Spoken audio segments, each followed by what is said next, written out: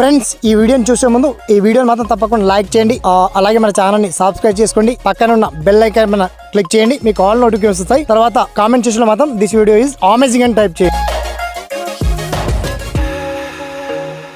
Friends మొత్తానికి ఇవాళ ఈ వీడియో తెలంగాణ ఆర్టీసీ రిక్రూట్మెంట్ గురించి. ఆర్టీసీలో ఉద్యోగాల జాతర ఆల్రెడీ కొనసాగుతుంది. ఆల్రెడీ నోటిఫికేషన్ రిలీజ్ చేశారు.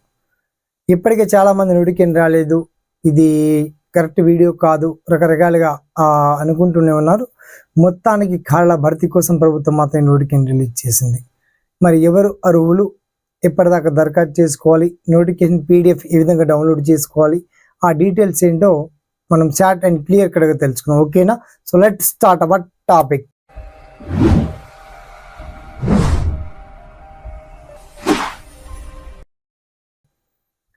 సో ఫ్రెండ్స్ మొత్తానికి తెలంగాణ ఆర్టీసీలో కొత్తగా ఉద్యోగాల భర్తీకి నోటిఫికేషన్ రిలీజ్ చేశారు. ఇక దీనికి సంబంధించి పర్టికులర్ డీటెయిల్స్ అన్ని కండక్టర్ పోస్టులు, డ్రైవర్ పోస్టులు and mechanic, diploma, IT holders అందరూ కూడా దరఖాస్తు చేసుకోవచ్చు.